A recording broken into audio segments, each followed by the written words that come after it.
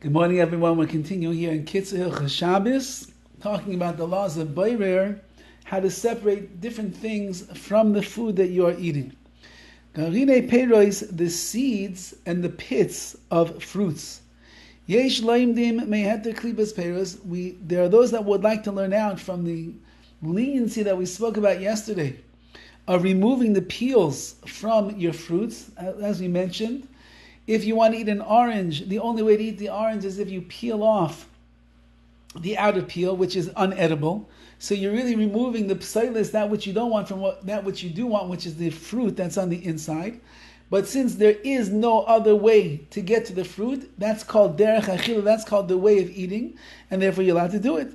Shematim sham likleif peiros, af shebezebarim psalis min ha'oichel, mishum shederech achila v'kach, like we said, that's the way of eating.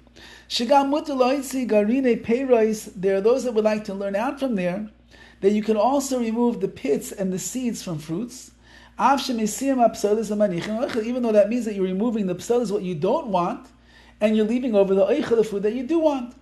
That could also be considered derech achila, the way in which a person eats. Nevertheless, not all the halacha authorities hold of this leniency. There are those that are machmir, that are much more strict when it comes to this. Therefore, a person should be strict if they could. Lot says das kulam, to fulfill the opinions of all of the halachic authorities, the poskim. So he gives the advice of how to be able to remove the pits and the seeds from the fruits. Al-Kain, therefore, b'prisheish garin yichidim sheinu davuk harbe le'apri.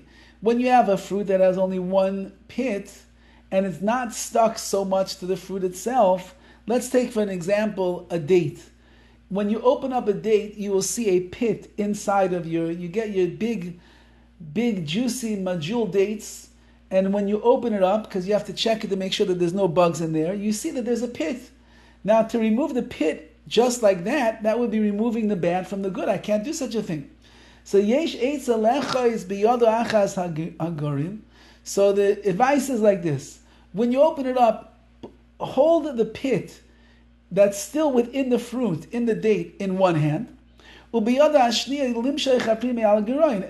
with the other hand, take the date and pull it away from the pit. So nimsa shebayrir oichel min apsalis. In that case, you are removing the food from the unwanted pit, and therefore there's no problem. You're removing the food from the good from the bad. So too, if you want to remove the oiketz, the stem, pull off the pre from the oiketz. So this would be like, for example, when you're eating grapes. Grapes are on the stems over there. So pull off the grape from the stem itself, and then you're not removing the stem, which is what you don't want, from the grape. Let's say though that the pit or the seed is very much stuck into the fruit. And you can't do such a thing. For example, let's see what the example that he gives.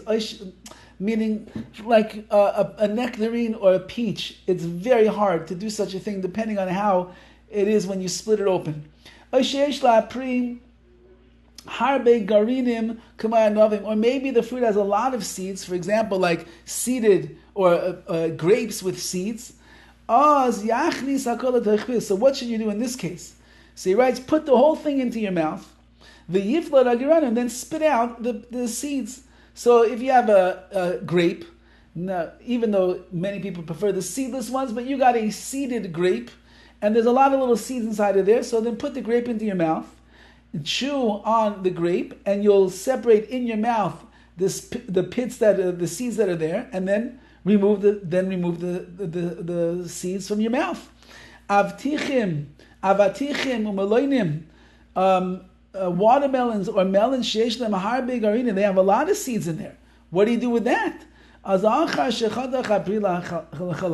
you cut up the fruit into pieces, shake it with force. And then the seeds will end up falling off on their own.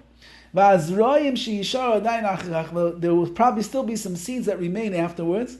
Yesh la'asir b'derech shinui, you can remove it with some kind of a shinui, which means in not their normal way. Hainu, what should you do? Lidchoisa min apri klachayad, with like the back of your hand or the back of the upside down of the spoon or something like that. Just push them off of the fruit.